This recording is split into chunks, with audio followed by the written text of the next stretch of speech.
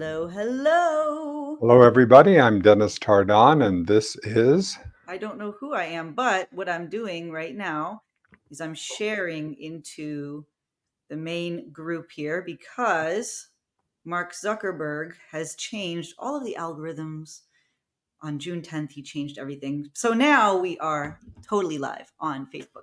So we are here today. You and I love memoirs. We love to read memoirs, and some of them we read Yes. together. And this one we listened to as an audiobook read by the author herself, Crystal Hefner, who is the widow of Hugh Hefner of the Playboy brand, right? Mhm. I had a short list of memoirs that I gave to you, and you chose this from my short list. So Exactly. I thought that And, was and we also have a very much both of us enjoy it if the memoir is read on an audiobook by the author. This is right. important to me. I mean, we read Fei Lee's book on artificial intelligence. Mhm. It was not read by her, but that's the only one that we've done. But Kara Swisher and the others that we've done, Laura Siegel, Laura Siegel, all that. So it's Pamela important to get that sense. Anderson, Barbara But with Streisand. Crystal Hefner, now this is important because in the arc, because at my age, I was in the age of of Playboy in the 50s and the Mhm. 60s and this that had come out. So I got a chance to experience this from the male side Thank you. of the how did you Well, I experience wanted to hear about that. Yeah, absolutely. oh, all I'm right. just playing some This is B-roll the again. book. This is Yeah. the book, Say Only Good Things by Crystal Hefner. And this is and I love the subhead, Surviving Playboy and Finding Myself, because this truly was a journey. This Hmm. was her journey from being being a young uh, model who's just able to get into the Playboy mansion the first time, and then to become one of the girlfriends of Hugh Hefner, and then going through all the body plastic surgery that she was required to do in order to maintain this, all of the all of the all of the infighting that there was in order to maintain to stay at the top of the heap of this, and what it did to her self-image and what it did to her self-esteem and her self-respect as she was going through this process, and how she came out the other side, and the amount of therapy that she's gone through this, and the work that she's doing in order to be able to become a whole person, and also how the Playboy the ideal of what a woman should be and how a woman should be and how she should relate to men and what she should be in that, was so pernicious and so damaging, not just to her but to so many people around. And she is part of bringing this and talking about it, and really talking about how do we see this in 2024 and beyond. How do we see things in new ways? So that was what I that was the piece about it, and I found it to be an enormously evocative piece of work. And I highly recommend it to anyone that would like to explore what the culture was from the 1950s all the way up to throughout the sexual revolution. And in it, I believe she makes it very clearly that Hef got stuck there. That was his home. He did not grow past that. He used had some of the people on the outside, but he was stuck there. That was his whole raison d'être, was being this iconic person that was every male wanted to be, in very much like a sultan who had a harem. Right, exactly. So Crystal was with him at the end, literally at his deathbed. And when we read this together, I was so fascinated, and I said, "Well, I wanted to know how much he had changed or grown over his life and how much he hadn't." So I did go back and started watching some of the A&E special that came out after he died, where they interviewed not Crystal, but all these people who were with him in the 70s, his girlfriends in the 70s and the 80s, and even people who knew him in his youth. And I started to understand why Crystal, when you talked about how he really got stuck there, that's actually true. The toxic black mold that was in the mansion was from the 70s. He would not allow anything in that mansion to be changed. He was very rigid and very stuck in his ways. He was, Crystal says he was just a sad little boy who never grew up, and that she felt so bad for him. And one of his main girlfriends from the 70s was interviewed on the A&E special. And ironically, she said, not ironically, but she said exactly the same thing of him in the 70s. She said he was a sad little boy. His All of his early girlfriends cheated on him or left him or did not respect him. He was the boy that was never chosen at the dances. He could not get female affection. And that turned him really mean against women. And he wanted to show the guys that he really, it was really a performance for guys. He wanted to be known as the man. And Crystal talks about that, that he needed to be the man. So he gave up on women very early in life. And this was about making sure that he was perceived to be an alpha male. So really, Absolutely. so his life really becomes a love letter to his bros. And Yes. In addition to that, he shapes his entire world to right, be that no one says anything that absolutely would be contrary to what he wants. right. He's very rigid. So this is the irony of him so he told everybody throughout the course of his life that he desperately wanted to be known as someone who changed the culture, sexual freedom, and really was lauding pleasure and that type of stuff. The irony, though, and this is ironic, is that he actually never could get there. So a lot of the A&E special and a lot of Holly Madison was like the Crystal before there was Crystal. He had women who were just interchangeable. He was not intimate with women, and he did not use women for pleasure. He never actually got to enjoy. One of his girlfriends in the 70s said the tragedy of him was that the money, sex, whatever it was that he was interested in at the time, he never really liked any of it. So he would throw these extravagant galas, and you would have all like John Belushi would be there, and Bill Cosby would be there, and all of this stuff. And as the gala was finishing, he would look to one of his guy friends and say, "Oh, well, tomorrow we've got to do something better." Like he wasn't getting the hit. He wasn't feeling the ecstasy. No. In the bedroom, even starting from his youth, he was not really he liked to be on the periphery, and he did a lot of videos to use for blackmail against political people, celebrities that he wanted to be able to control who, if they were ever going to say anything against him. So Well, this was not him enjoying it. all In right. other words, I'm it's I not am joy. not as interested in Hefner as I am in her. I'm Right. interested in her surviving and coming back into that. And so that's why I want to know, when from you as a woman coming into this perspective, what was your take on Crystal's experience? Well, I think she reminds me of how universal the female experience really is. It's universal. And then in the West and in modern times, it's very hard for me to find somebody who who wouldn't get it. So body image, number one, every woman is sort of, her value is in how she looks, but not just how she looks to men, even men that she's not interested in.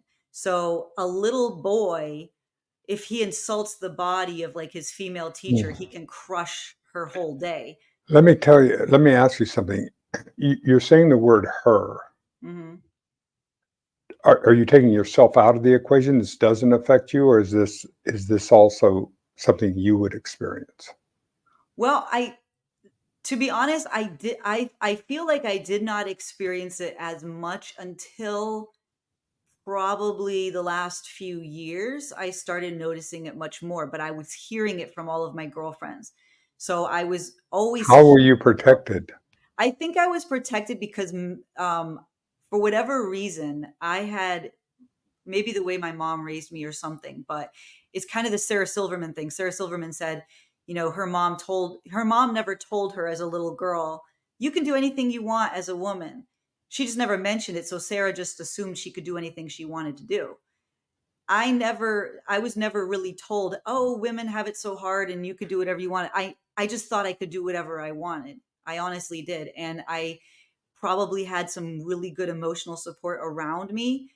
I never felt desperate for attention. Like Crystal talks a lot about how she was so willing to get all of these surgeries, which almost ended up killing her. She almost dies more than once More because of than it. once.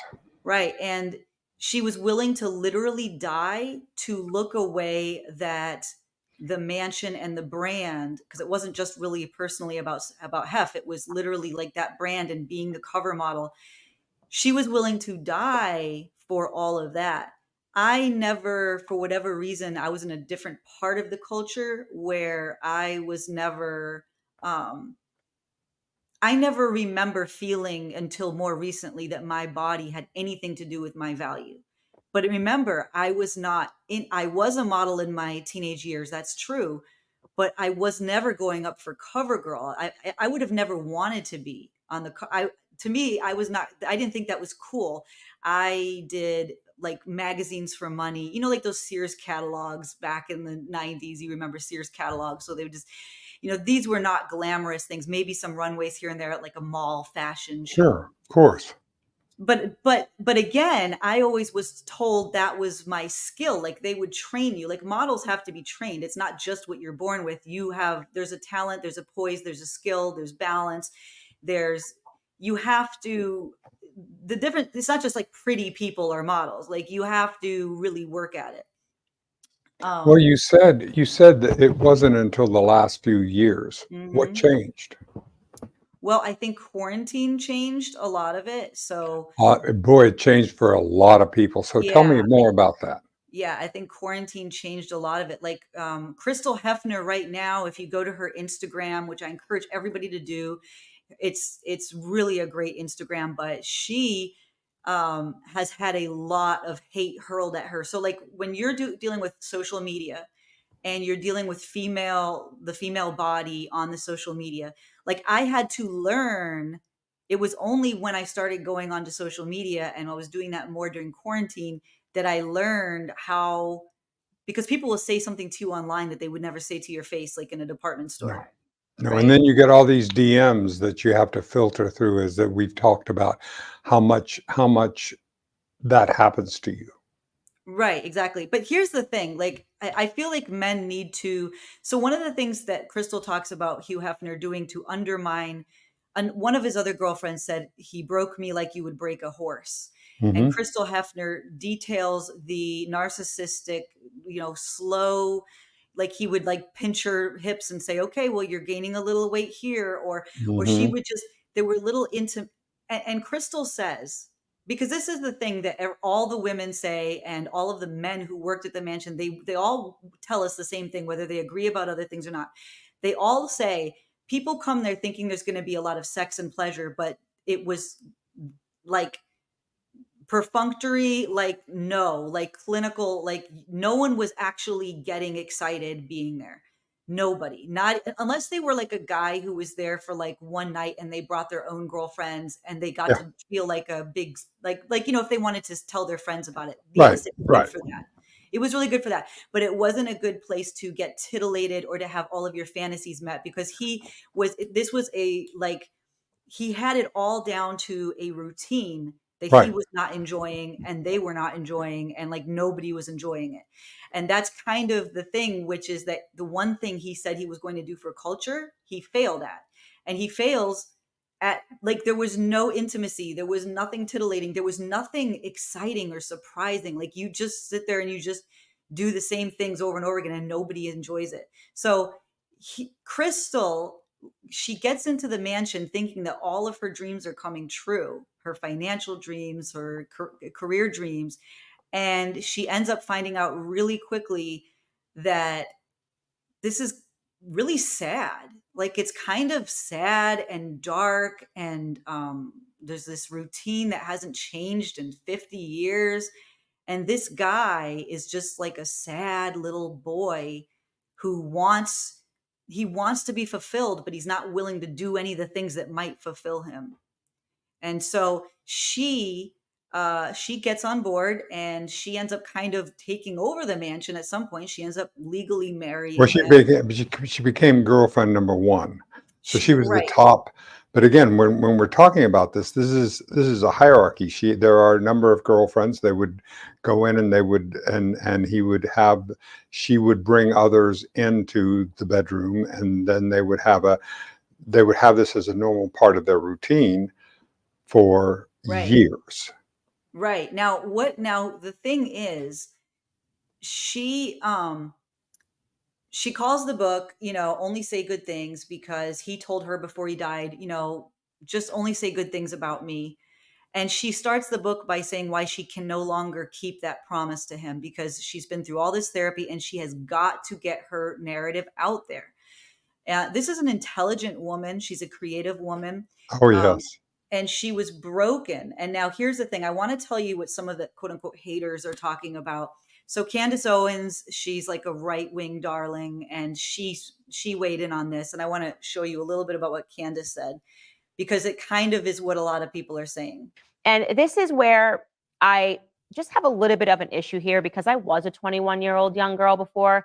And the thing that I take issue with is people recategorizing the decisions that they made because they were young and they were stupid and they were immature, but undoubtedly they were decisions that they made and pretending that suddenly they're victims, right? She's not saying that she came from a trailer park. She's not saying that she didn't have any access. He didn't find her in a strip club. She's saying that she was 21 and she wanted to go to a cool party. We've all been there before. I've been very open with you guys about the amount of Red Bull vodka that I consumed from the ages of 18 to 23, probably ages 18 to 24, if I'm being honest. I'm very honest with you guys about me waiting outside of a line at One Oak and, wanting to dance on a bar and next door at the Electric Room until 3 a.m. in the morning while I was living in the city in my early 20 years. But I don't pretend to recast those decisions as well. I was a victim when I was taken advantage of. Like, why did the bouncer let me in at 1 a.m. after I had consumed 8 Red Bull vodkas? He shouldn't have let me in. I really have an issue with women pretending that they're stupid. Okay, Okay. Did she read the same book we did? so that's why I want us to get our voices out there. Thank you. No, I'm sorry. That was completely a different experience than the way she framed it. I don't. I take a complete issue. She certainly puts herself in the car. She always takes responsibility for her decisions. She Mm-hmm. never says that she's a victim of them. Certainly that she had part of her family and what she was longing for. Some of her emotional maturities and the things that were playing into it. Her desire for some financial stability that she was not having. And once she got it, it was like a heroin that she was never able to take back. And she was going, okay, now how am I, if I give this up, what do I have nothing to go back to. I did not go to college. I did not do, and so it's being part in within that, but I never heard her one time frame herself as I'm a poor little victim and I just had Right. I didn't see that at all. I So never heard that from her. but Never. then again, this is where we have biases, right? Right. Right?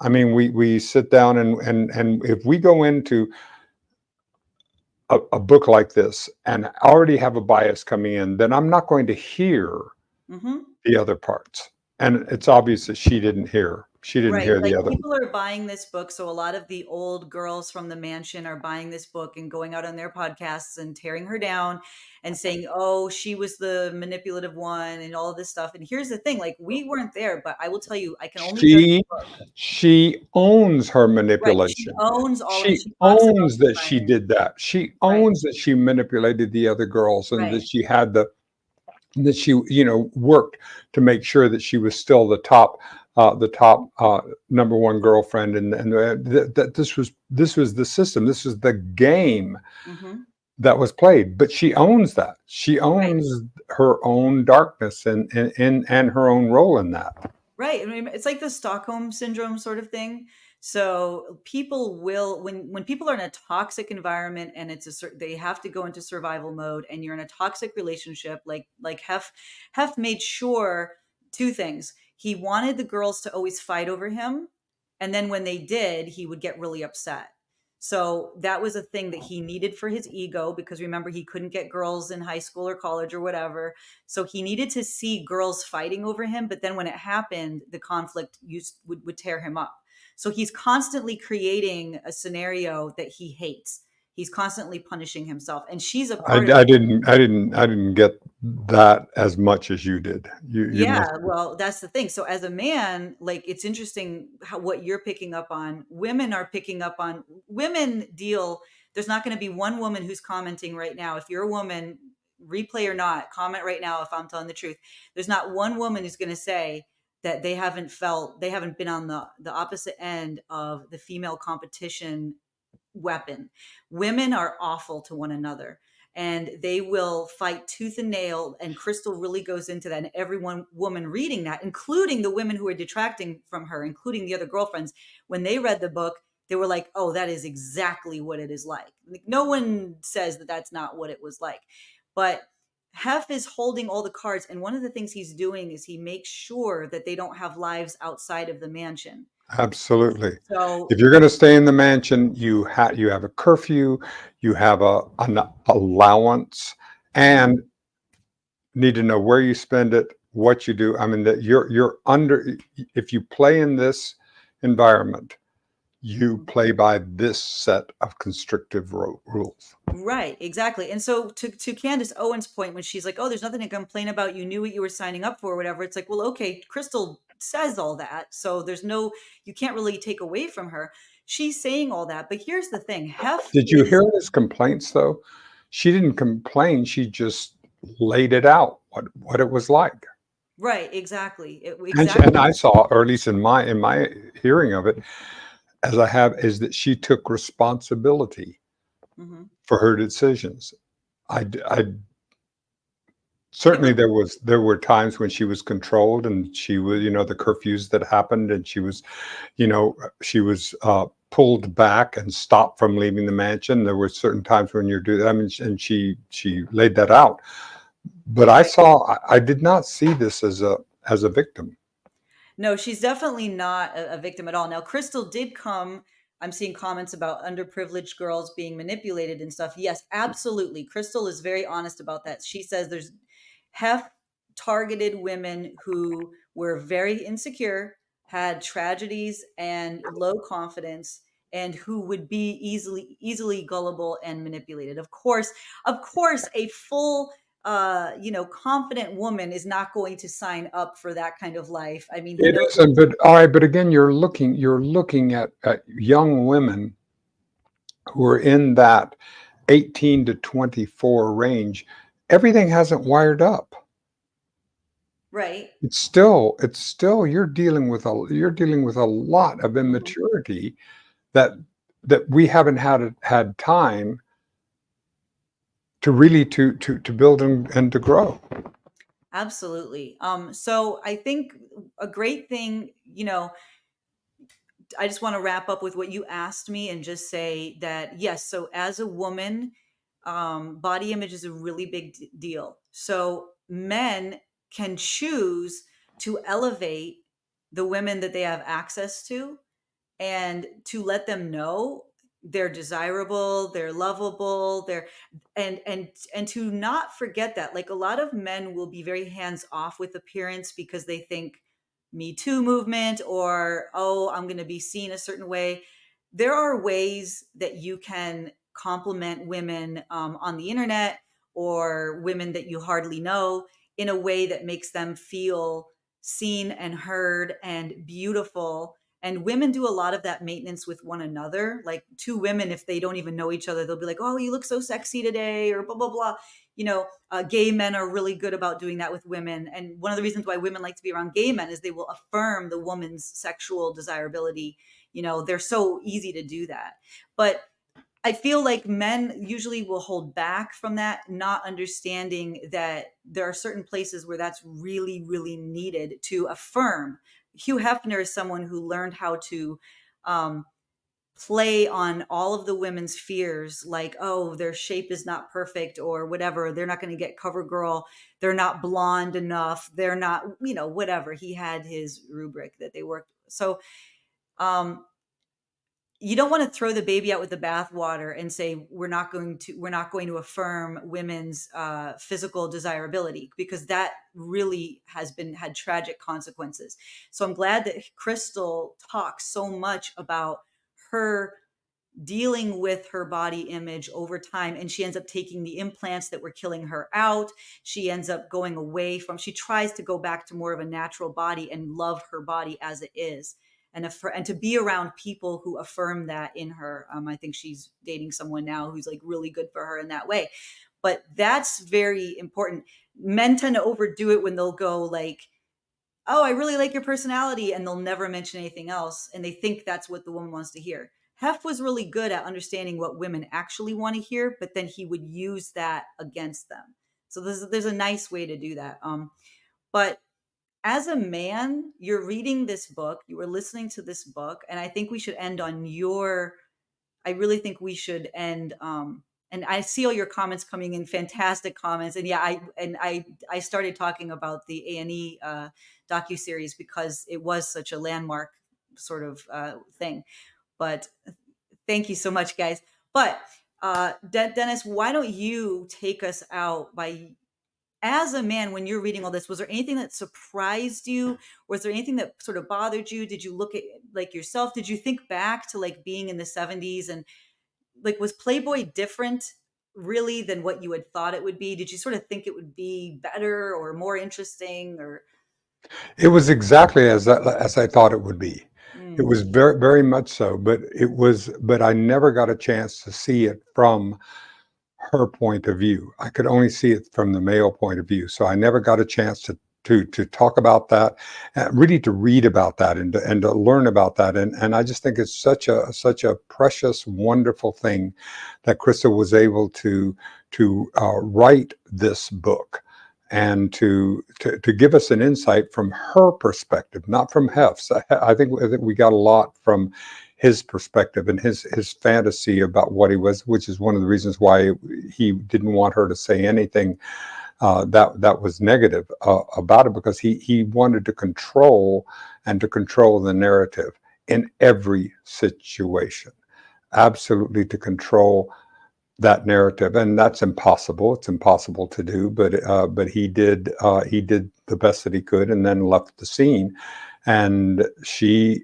gets an opportunity to be able to talk about her journey for healing and wholeness, and what she has to do, because each one of us has to have that opportunity, and because we all have to come to terms with what we're doing on the planet. And I was very impressed with Crystal and what she did, and so I highly recommend it. And because if you have any interest in the culture, any interest in what this time from the 50s, 60s, and 70s, and the place that Playboy had in the zeitgeist and in the mental, as far as the sexual revolution, it had a piece of it, but it wasn't the whole thing. That was just the veneer, and what was happening is far more complex, and Crystal tells that story. right. Excellent. So hopefully you guys will go out and buy the book, read the book by Crystal Hefner. Or And do what I did. Your library, wherever you have your library, and if you sign up for a library card, and you can go through there, very often you will see that they will have audiobooks and and ebooks. So our library in Austin has many books, and this is how I was able to get the book and being able to do this, because I know it's expensive and I know that I have, but try the library and the libraries, and it does support the author, because the libraries buying those copies does support the author. So it's a win-win proposition. All right. Great. Really great point. All right. Thank you, everybody, for tuning in, R&D Cafe, and we will be back next time.